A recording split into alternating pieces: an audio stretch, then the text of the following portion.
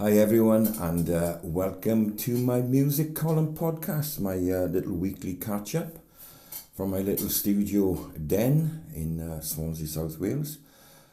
I'd like to start off with sad news on one of my favourite drummers from one of my favourite bands, and that would have been Frank Beard of ZZ Top. This was the first ever ZZ Top album I bought in 1980 in the local store, and it just absolutely blew me away. Frank Beard was the drummer on this, so we had the powerhouse trio of Dusty Hill on bass, Billy Gibbons vocals and lead guitar, and the sadly missed now, who died this week, Mr. Frank Beard, aged 77 years of age. We lost Dusty Hill a couple of years back as well, so there is only one survivor left now of ZZ Top, and that is Billy Gibbons. When I first heard this album, it absolutely blew me away. The song La Grange typified Frank Beard. Starts off with him just hitting the rim of the snare, and to me that is one of the most iconic openings I've heard to any rock blues song. And the album is absolutely amazing. It just oozes the blues, Texas blues. You know, the actual name of the songs are incredible. Waiting for the Bus, Jesus Just Left Chicago, Beer Drinkers and Hellraisers, Master of Sparks, Hot Blue and Righteous, Move Me On Down the Line, Precious and Grace, La Grange, the classic, Shake, and Have You Heard. My favourite track in here is La Grange. Fantastic song, and as I said, it typifies Frank Beard. My second song in here would be Jesus Just Left Chicago. It's just slow, brooding blues. So this week we say goodbye to Mr. Frank Beard, the legendary drummer behind ZZ Top. Just really is sad news. We buried Bonnie Tyler this week. There was this huge week of Bonnie tributes. She had a procession of her coffin through Swansea, through a village she lived in, the Mumbles in Swansea, back to her home village, and she had a huge funeral in the cathedral in Swansea, and it was on all the big screens around Swansea, and absolutely thousands of people there. So that was a pretty amazing tribute for Bonnie Tyler. Also, we buried Glenn Hansard. I did mention the first music column, and Eddie Vedder came over from America, the Pearl Jam singer, and he actually busked where Glenn Hansard would have busked in Dublin. Anyway, what is happening with rock music? It's become, we don't seem to be mainstream anymore. Blues is definitely not mainstream anymore. Many years back, blues could sit happily amongst rock and pop in the charts. It doesn't happen anymore. The UK official top 10 albums this week. A Love Letter to Broken Town, The Raytons. Therapy at the Club, Flow, The Essential, Michael Jackson. He's come back into the top UK. Pure Devotion, Over Mono. Number 5, You Seem Pretty Sad for a Girl, So In Love. Olivia Rodrigo. I do like Olivia Rodrigo, and I will be talking about her new album soon.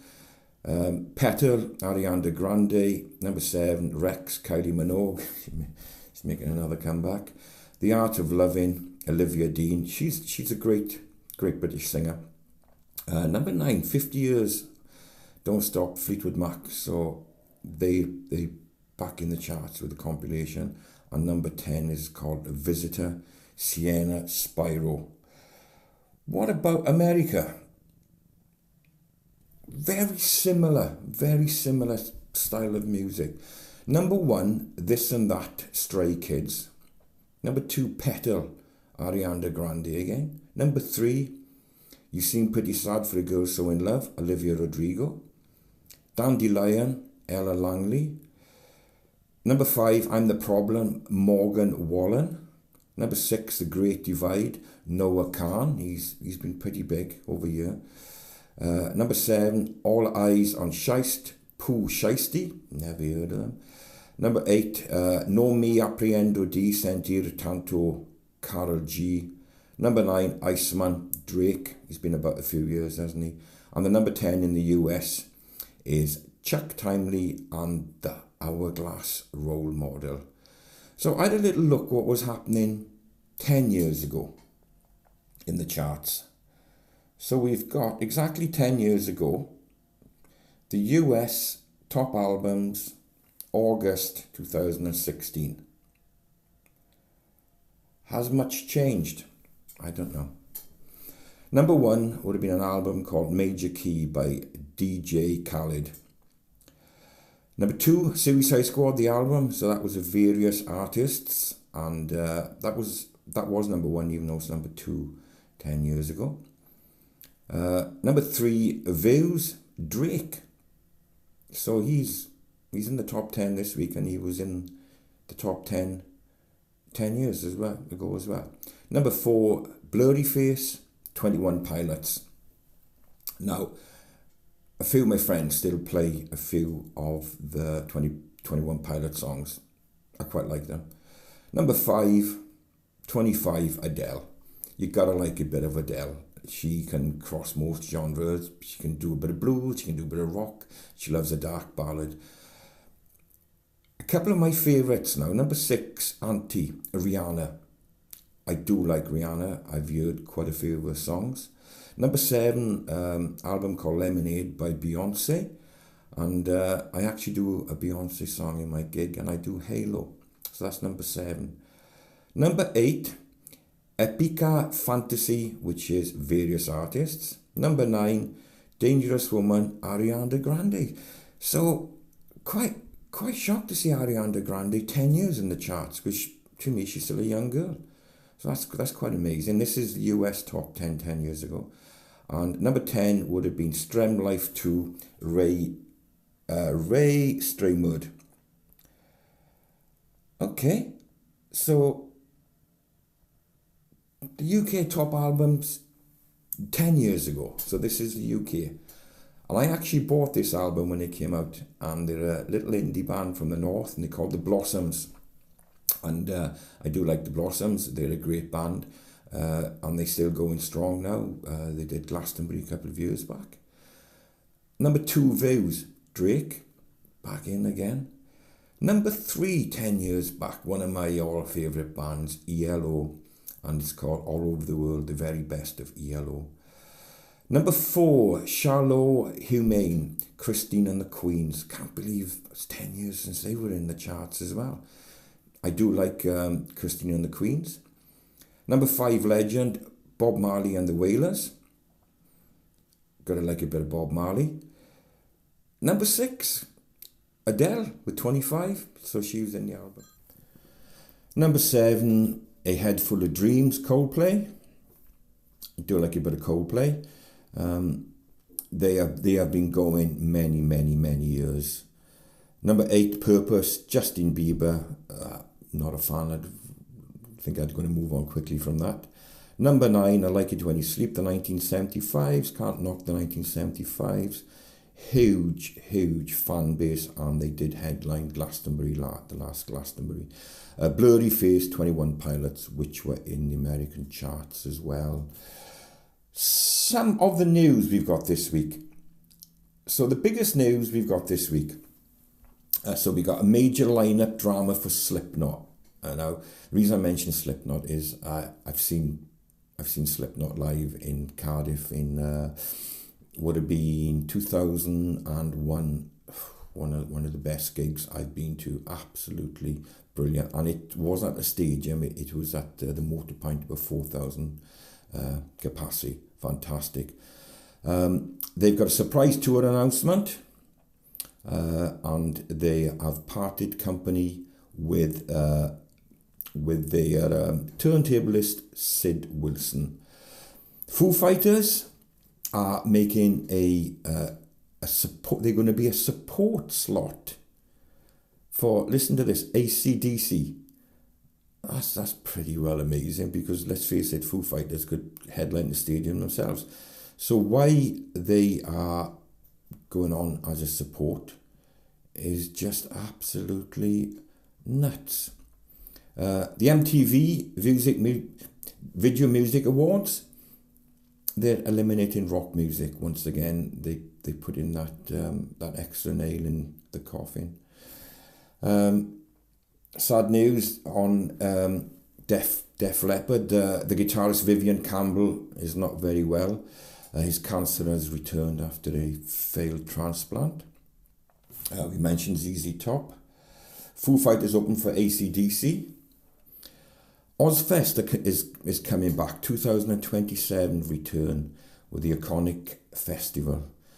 And that's then we've got Tom Morello goes solo, Rage Against the Machine. So we've got a little bit of news there this week. We've got new albums by The Fontaines, DC. There's going to be an Oasis documentary, or part of the reunion tour. So there's quite a bit going on. So that's quite a bit of news. I want to go back to my favourite powerhouse trios, because we spoke about ZZ Top. So my number one favourite power trio would be Motorhead, with Filthy Phil Taylor on drums, Fast Eddie Clarke on lead guitar, and the legendary Lemmy on bass and vocals. My second power trio would be ZZ Top, with departed this week Frank Beard, Dusty Hill on bass, and Billy Gibbons on lead guitar and vocals. Number three would be Cream. Clapton on lead guitar, Jack Bruce on bass and vocals, plus Clapton did some vocals as well, and the Marmite drummer Ginger Baker.